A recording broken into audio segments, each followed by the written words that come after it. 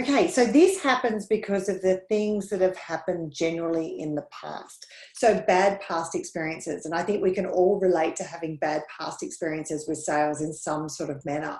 And there's two sort of ways with this. So the bad past experiences might be what happened to you. So people always like to give the example of you've been into a used car salesman yard and it's, it feels kind of full on and it feels icky, and no one likes that feeling to being sold to in a very strong way. But also it can be, and I think this is where a lot of the anchors, where there's a lot of subconscious blocks going up for accountants, is they maybe have dabbled in trying to offer advisory before or stepped a little bit into that and either got no thank you firmly, or they just haven't been successful in that. So having those bad past experiences can be those subconscious blockers. The second one is fear of rejection, and we all fear rejection, and it makes sense from an evolutionary point of view. So back in the day, thousands of years ago, if you were kicked out of the tribe, you were either eaten by a lion, froze to death, or starved to death, right? And sadly, that still exists in us. So we have this real need to belong. We have this real need to be accepted. And if we're rejected, or somebody says no to us, and we know this across all areas of our lives, with dating and sales and business, and if we're rejected, we feel like we've been kicked out of the tribe and we're going to be dead, eaten by a lion, frozen to death or starved to death. So when somebody says no to us in a meeting, that fear or that thing that we have going on subconsciously is that we're going to die. And that's what stops us from having these sort of conversations, the fear of rejection. And that can be a good thing in some sort of areas as well. The fourth one is, the third one is this sense that selling is a step down from what you should be doing. So as an accountant, you've been to university for 3 or 4 years.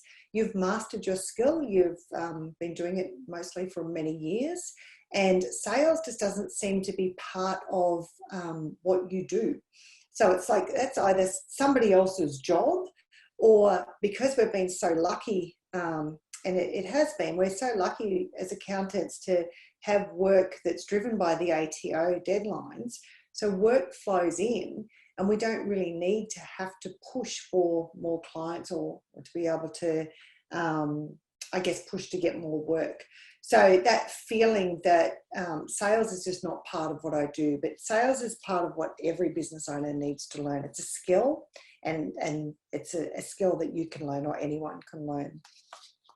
And the fourth one is being seen as arrogant. Who am I to suggest that this is what you should do, especially if you're not being congruent, which is what I mentioned before around what you say that they should be doing. If it should be doing a business plan to be able to help them through their business and to achieve their goals, you need to be doing that yourself. So if you're not, you could be feeling this feeling of maybe I'm telling them to do this and I'm not doing it myself. So that could be the other thing.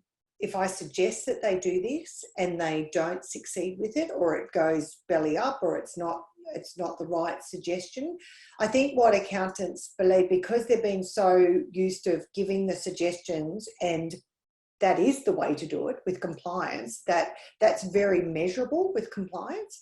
With advisory, you can give suggestions and really it's up to the client whether they take those on and how they do. You can't determine how a client will take on an advisory suggestion. So it's kind of an unknown, and that's okay. But it's really hard for accountants to make that, shift from a compliance suggestion to an advisory suggestion. And that's one of the reasons it stops accountants from going into the space.